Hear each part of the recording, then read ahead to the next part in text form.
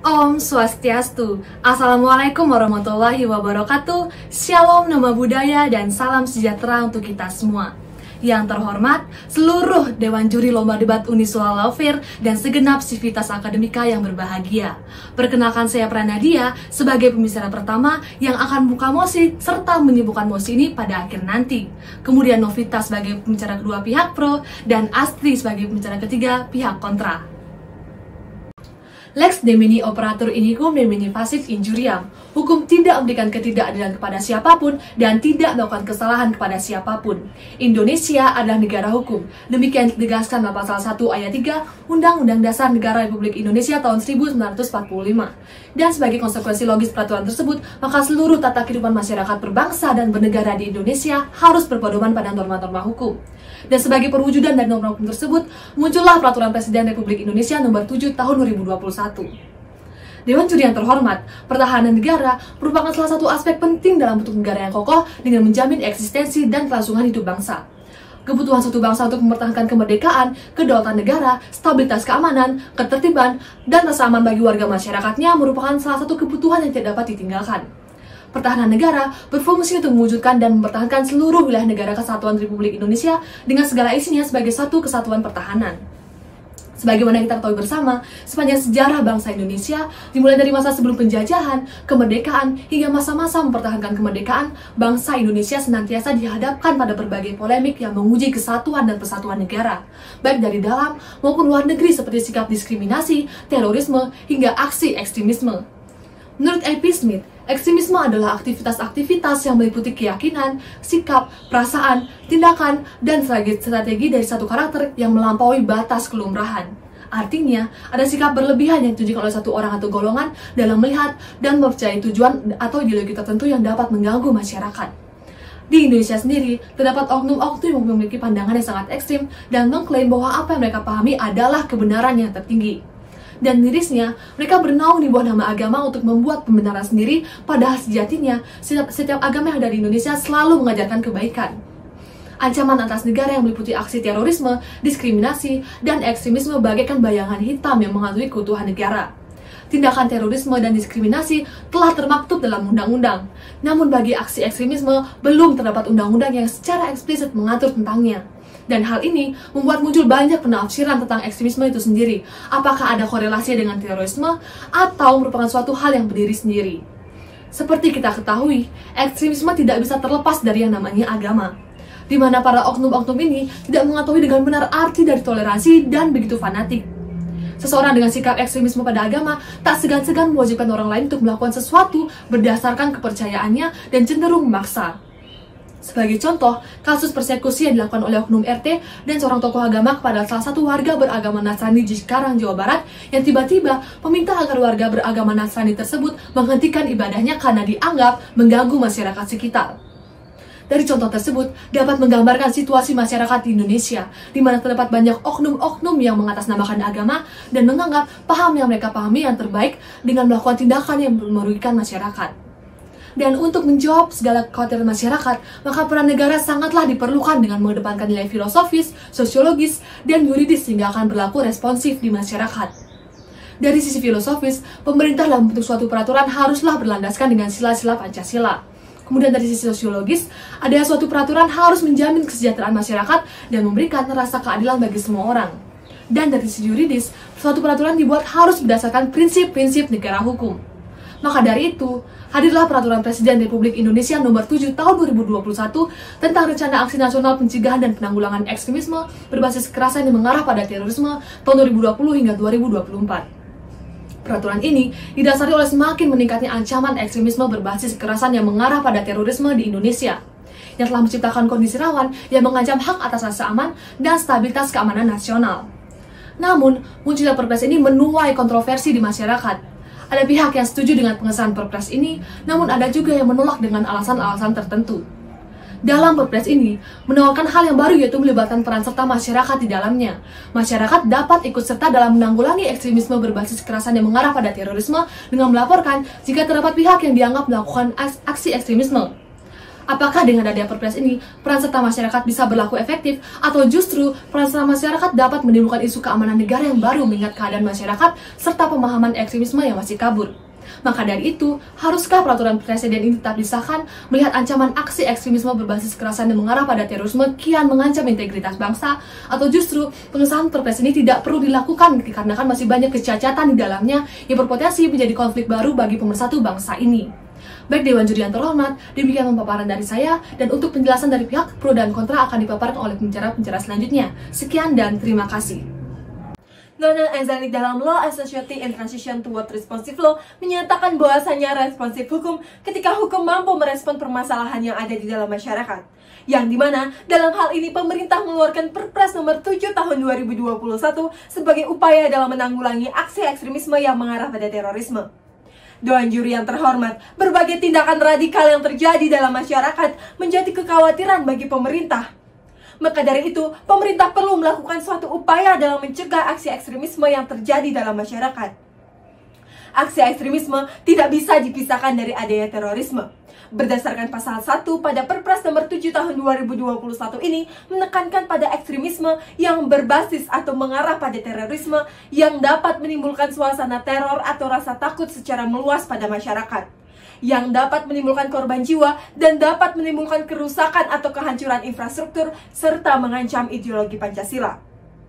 Secara historis, terdapat dua dasar dikeluarkannya Perpres nomor 7 tahun 2021 ini, yakni pertama, makin meningkatnya ancaman ekstremisme berbasis kekerasan yang mengarah pada terorisme, menciptakan kondisi yang mengancam hak atas rasa aman dan stabilitas keamanan nasional.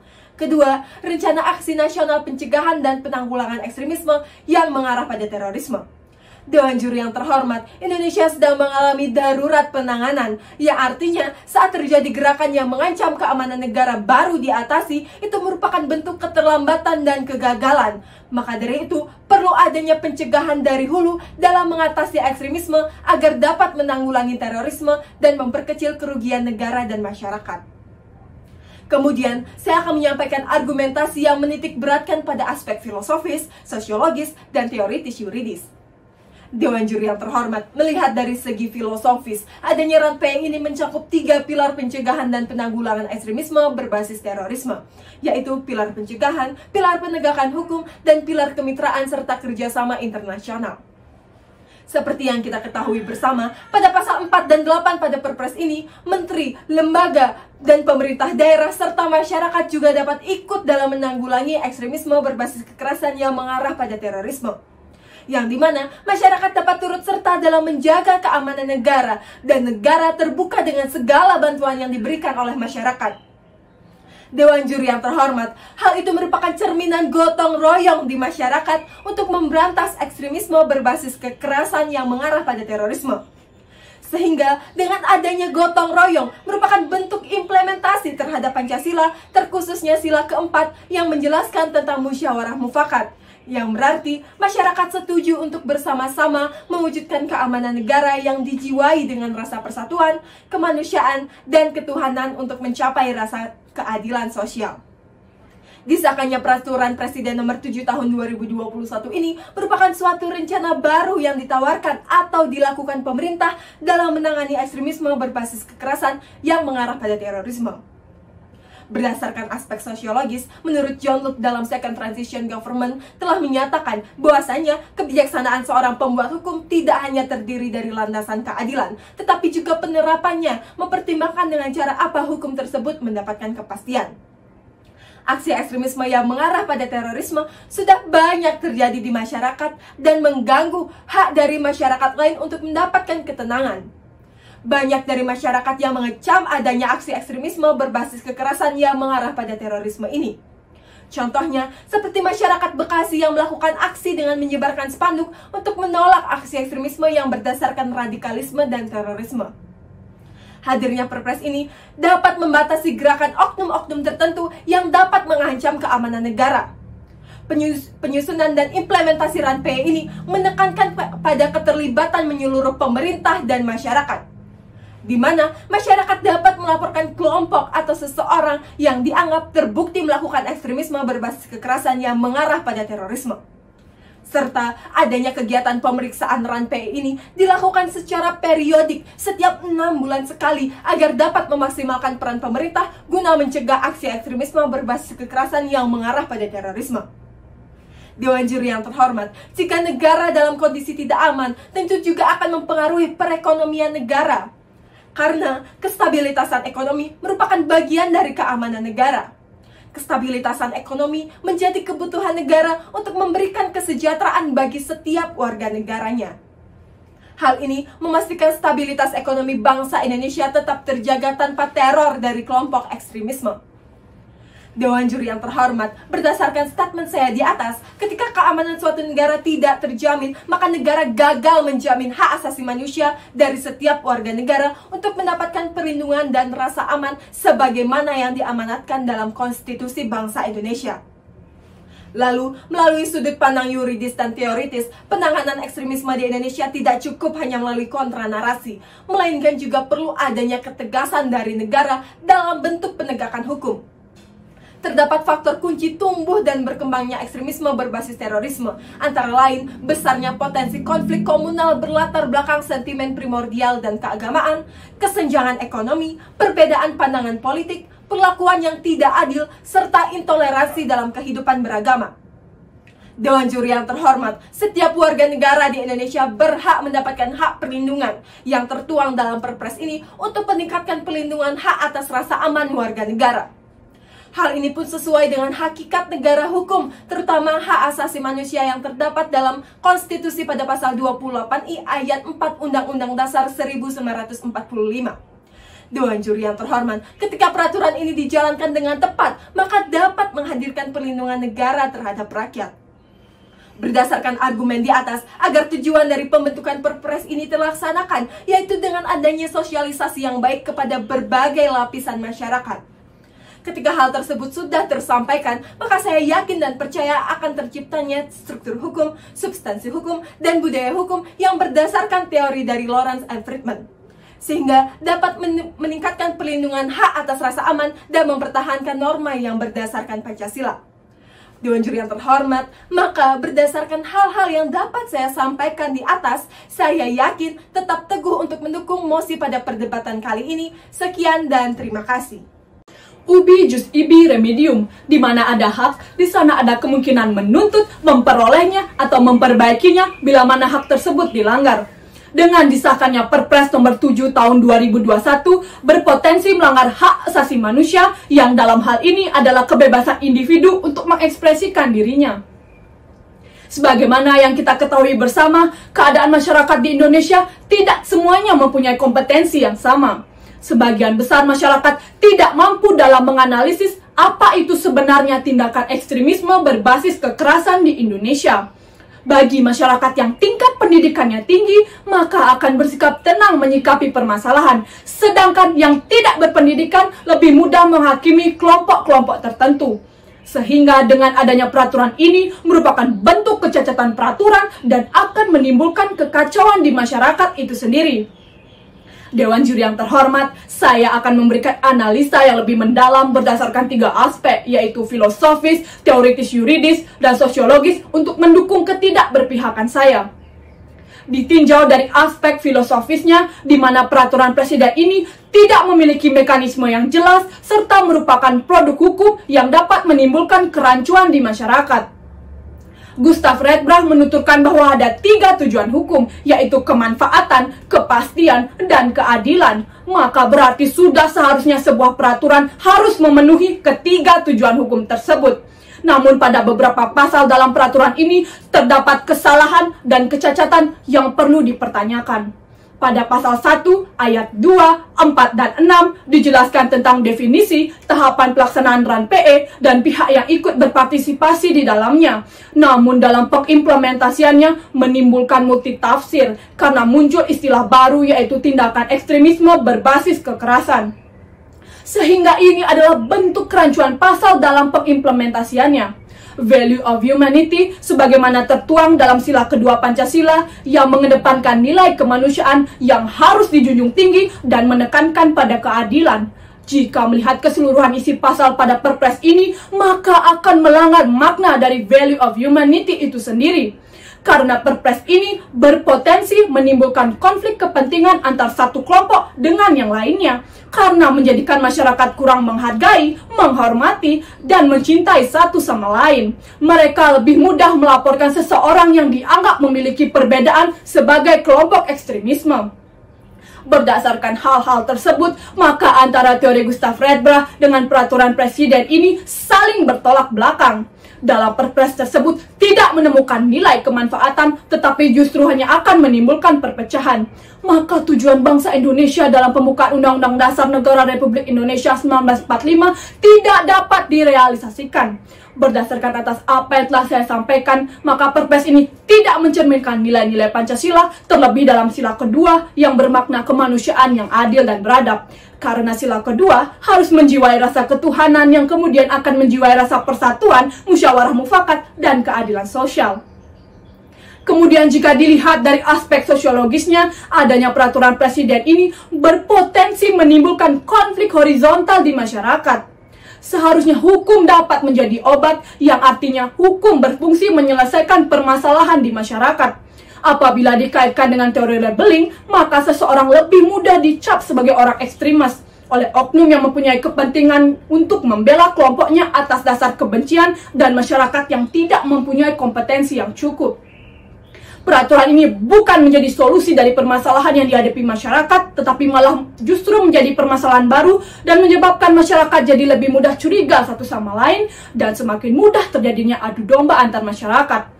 Selain itu, dalam pasal 29 Undang-Undang Dasar Negara Republik Indonesia 1945, pemerintah memberikan kebebasan pada warganya untuk memilih agama sesuai yang dikehendaki dengan catatan agama tersebut harus diakui di Indonesia. Jadi dengan adanya perpres ini memberi kesan bahwa ada kelompok-kelompok konservatif tertuduh sebagai kelompok ekstremisme, yang padahal kenyataannya hanya sebagian oknum yang mengatasnamakan agama yang berbuat tindakan melawan pemerintah dan tidak sesuai Pancasila untuk memperoleh kekuasaan, bukan agamanya.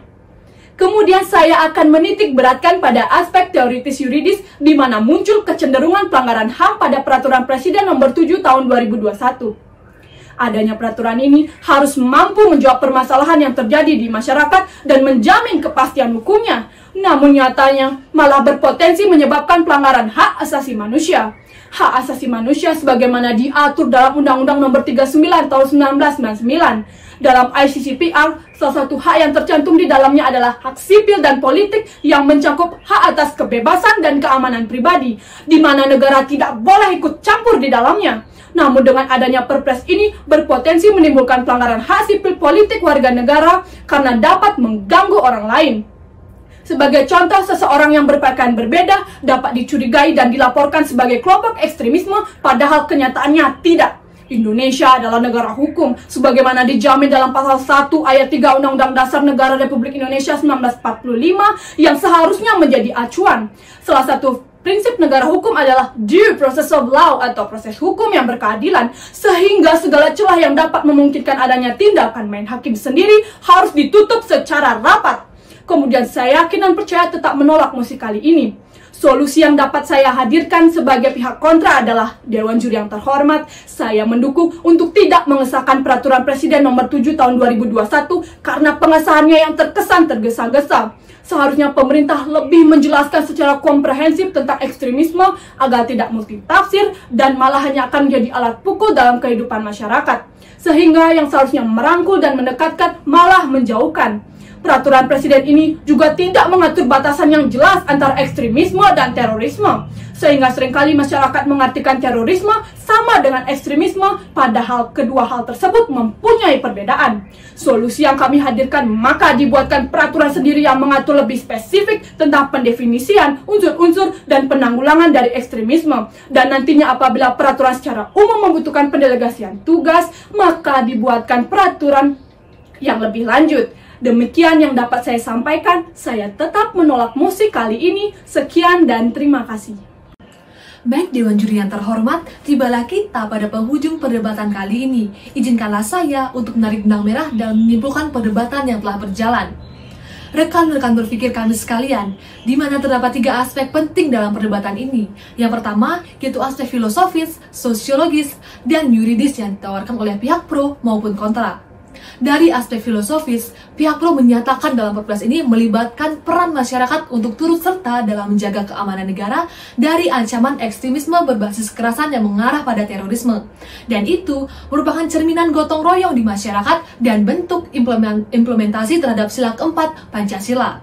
Sedangkan dari pihak kontra menyatakan peraturan presiden ini tidak memiliki mekanisme yang jelas, serta merupakan produk hukum yang dapat menimbulkan kerancuan dan konflik di masyarakat yang tidak sesuai dengan value of humanity. Sebagaimana tertuang dalam sila kedua Pancasila yang mengedepankan nilai kemanusiaan dan harus dijunjung tinggi dan menekankan pada keadilan. Kemudian dari aspek sosiologis, dari pihak pro menyatakan sejatinya ekstremisme yang mengarah pada terorisme banyak terjadi di masyarakat dan mengancam keamanan negara serta mengganggu hak dari masyarakat lain untuk mendapatkan ketenangan. Serta jika negara tidak aman, juga akan mempengaruhi perekonomian negara karena kestabilitasan ekonomi merupakan bagian dari keamanan negara. Sedangkan pihak kontra berpendapat bahwa dengan adanya Perpres ini, seseorang akan lebih mudah dicurigai melakukan ekstremisme oleh oknum yang mempunyai kepentingan untuk membela kelompoknya atas dasar kebencian dan membuat semakin mudahnya terjadi adu domba antar masyarakat. Selain itu, adanya kesan bahwa kelompok-kelompok konservatif yang tertuduh sebagai kelompok ekstremisme. Serta dari aspek yuridis, pihak pro menyatakan dengan hadirnya Perpres ini dapat membatasi gerakan oknum-oknum tertentu yang dapat mengancam keamanan negara. Penyusunan dan implementasi RAN-PE ini menekankan pada keadilan, keterlibatan seluruh pemerintah dan masyarakat, di mana masyarakat dapat melaporkan kelompok atau seseorang yang dianggap terbukti melakukan ekstremisme. Sedangkan dari pihak kontra menyatakan munculnya kecenderungan pelanggaran HAM pada Perpres ini. Sebagaimana kita ketahui bersama, HAM diatur dalam Undang-Undang Nomor 39 Tahun 1999 dan dalam ICCPR, salah satu hak yang tercantum di dalamnya adalah hak sipil dan politik yang mencakup hak atas kebebasan dan keamanan pribadi, di mana negara tidak boleh ikut campur di dalamnya. Namun, dengan adanya Perpres ini berpotensi menimbulkan pelanggaran hak sipil dan politik warga negara dalam mengekspresikan dirinya.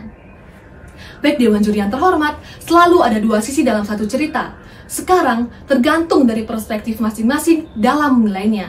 Karena pada dasarnya, pro dan kontra adalah hal yang biasa dalam demokrasi. Maka dari itu, jayalah konstitusi. Demikian kesimpulan yang dapat saya sampaikan. Semoga bermanfaat bagi kita semua. Sekian dan terima kasih.